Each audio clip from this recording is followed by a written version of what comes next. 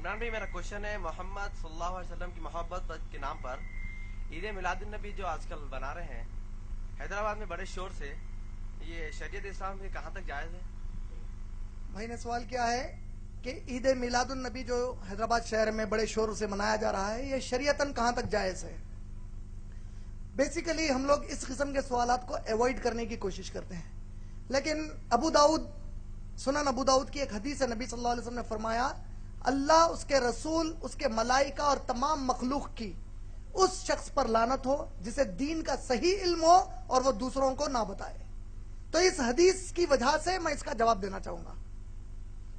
سب سے پہلی چیز، میلاد النبی جو لوگ مناتے ہیں ان کا دعویٰ یہ ہے کہ ہم نبی صلی اللہ علیہ وسلم کی محبت میں منا رہے ہیں، اور ان کا یہ پیش کرنا ہے جو میلاد نہیں مناتے وہ نبی صلی اللہ علیہ وسلم سے محبت نہیں کرتے، اور جو نہیں مناتے ان کا یہ کہنا ہے اور میرا بھی یہ کہنا ہے کہ جو اللہ سے محبت نہیں کرتا وہ میلاد مناتا ہے، جو اللہ اور رسول سے محبت کرتا ہے وہ میلاد نہیں مناتا۔ کیوں؟ قرآن میں اللہ نے سورہ مائدہ کی آیت نمبر 3 میں کہا الیوم اکملت لکم دینکم واتممت علیکم نعمتی وردیت لکم الاسلام دینا۔ آج کے دن ہم نے دین کو مکمل کر دیا ہے، ہماری جو جو نعمتیں وہ تم پر پوری کر دی ہیں، اور اسلام سے ہم راضی ہوئے ہیں۔ قادیانی کو ہم نے کافر کیوں کہا جانتے ہیں؟ کیونکہ اس نے کہا محمد صلی اللہ علیہ وسلم آخری نبی نہیں ہے۔ اللہ نے سورہ احزاب میں کہا ما کان محمد ابا احد من رجالکم ولکن رسول اللہ وخاتم النبیین، محمد صلی اللہ علیہ وسلم تم میں سے کسی مرد کے باپ نہیں ہے، وہ اللہ کے رسول ہیں اور آخری نبی ہیں۔ ہم نے کہا جو اس کو نہیں مانے گا وہ کیا ہے؟ وہ کافر ہے۔ جو میرے نبی کو مان لے نبی لیکن تعلیمات کے اوپر وہ عمل نہ کرے بلکہ نئے تعلیمات اسلام میں لا کر کہے یہ بھی کر سکتے ہیں، میری نظر میں اس نے عملی طور پر نبی کا انکار کیا۔ دلیل، میں 4 ٹی وی واچ کر رہا تھا جس نے میلاد النبی کا جو اس پہ بتا رہے تھے لائیو، اس میں ایک بڑے پرانے قدیم مدرسے کے ایک بہت معتبر عالم دین تقریر میں دلیل دے رہے ہیں میلاد کی۔ میں تعجب کیا، دلیل کیا دے رہے ہیں؟ جو لوگ نہیں کہتے میلاد منانا چاہیے انہیں جان لینا چاہیے کہ نبی صلی اللہ علیہ وسلم کے نبوت ملنے کے پہلے عرب عقیقہ مناتے تھے، عقیقے کی دعوت ہوتی نا بچہ پیدا ہونے کے 7 دن کے بعد، تو نبی صلی اللہ علیہ وسلم کا بھی عقیقہ ان کے دادا نے کیا، لیکن نبی صلی اللہ علیہ وسلم جب نبوت ان کو مل گئی 40 سال میں، تو نبی صلی اللہ علیہ وسلم نے نبوت کے بعد بھی عقیقہ کیا۔ یہ اس بات کی دلیل ہے کہ نبی نے اپنی پیدائش کی خوشی منائی، ہمیں میلاد منانا چاہیے۔ ارے کیا دلیل لائے بھائی؟ ارے میرے عقل مند دوست، اگر نبی مان لو نبوت کے بعد عقیقہ بھی کیے تو ایک ہی سال کیے ہوں گے نا، ہر سال عقیقہ کرے۔ ابو طالب انگلی سے اشارہ کرے لونڈی کو آزاد ہو جا کہنے کا، تو خوشی منائے نہیں منائے؟ یہ لوگ ابو طالب ابو لہب سے بدتر ہے۔ ابو لہب انگلی سے اشارہ کرے ان سے بھی بدتر ہے۔ ارے پاگل، انہوں انگلی سے اشارہ کرے لونڈی کو آزاد کرنے کا، نبی صلی اللہ علیہ وسلم نبوت کے بعد کبھی منائے؟ ابو بکر، عمر، عثمان، علی رضی اللہ تعالیٰ عنہ مجمعین کبھی منائے؟ خوش ہونا الگ چیز ہے، منانا الگ چیز ہے۔ نہیں سمجھ رہے؟ خوش ہونے کا مطلب کیا ہے؟ کوئی بھی اچھی چیز پر میں خوش ہوتا ہوں۔ منانے کا مطلب کیا ہے؟ باضابطہ ایک طریقہ کار ہے۔ عید اعوذ باللہ من الشیطان الرجیم، اللہ کے نبی کی حدیث ہے اسلام میں صرف عیدین ہیں۔ عیدین مانے 2 عید، عید الفطر، عید الاضحیٰ۔ نبی کہہ رہے ہیں 2 عید ہے، ہم تیسری عید لے کے آ گئے، عید بول رہے۔ پھر نظامیہ نے فتویٰ دیا نوجوانوں کو چاہیے کہ تم لوگ شور شرابہ نہ کریں، گاڑیوں پر گانے بجانے نہ کریں، بڑا فتویٰ۔ اس کا اثر کیا ہوا؟ ارے میں کہتا ہوں یہ فتوے کی ضرورت کیوں پڑی؟ آپ لوگ اتنے معتبر مدرسہ ہے، میں اگر آپ کا یہ مدرسہ فتویٰ نہیں دیتا کوئی اور دیتا تو اس پر ایک مثال دیتا کہ یہ مثال ایسی ہے، چوری کرو مگر دوسروں کو بغیر اٹھائے کے کرو، تکلیف نہیں ہونا اٹھے۔ ارے میلاد کی کوئی دلیل ہی نہیں ہے۔ ایک دلیل لا رہے ہیں، جب یحییٰ علیہ السلام کو پیدا ہوئے، زکریا علیہ السلام کو یحییٰ علیہ السلام پیدا ہوئے، قرآن نے خوشی کا اعلان کیا، تو اس کا مطلب میلاد النبی منانا نکلا۔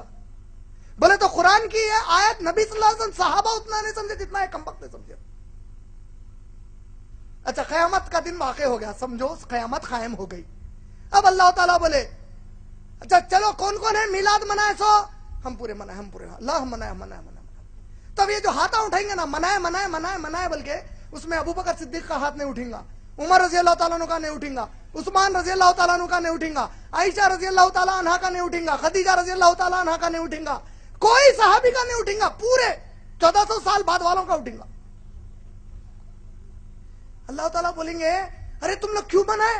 اللہ ہمارے نبی سے محبت تھی, عاشق رسول تھے, منائے. اچھا ایسا, اچھا ابو بکر تم کیوں نہیں منائے؟ کیا ہے کہ اللہ معاف کر دو, بولیں گے کیا کر رہے تم لوگ؟ اللہ پلٹ کے بولے گا کمبختوں, میرے نبی کے صحابہ جو نے کیا وہ تم کیوں کیے؟ کعبے کا ماڈل بنا رہے, مدینے کا مسجد نبوی کا ماڈل بنا رہے, اعوذ باللہ من الشیطان الرجیم, لعنت ہے اللہ کی ان کے اوپر. یہ میلاد کہاں سے لائے نکال کر؟ خوشی, ارے اللہ کی قسم ہے کوئی مسلمان ایمان والا ہو ہی نہیں سکتا جو میرے نبی کی آمد پر خوش نہ ہو.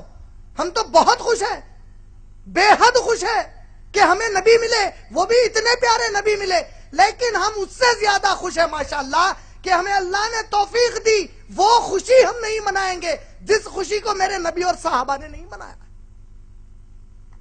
منہ پہ داڑھی نہیں ہے, سود کا کاروبار کرے گا, میلاد منا کے بولے گا میں عاشق رسول ہوں. ارے کمبخت, اماں کا عاشق نہیں ہوا, نبی کا عاشق کیسا ہوتا ہے؟ استغفر اللہ العظیم.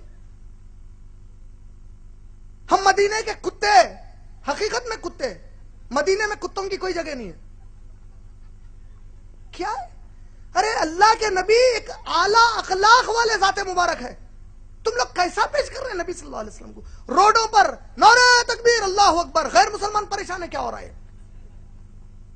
یہ ہمارے نبی کا پیغام ہے؟ ایسا ہمارے نبی نے کیا؟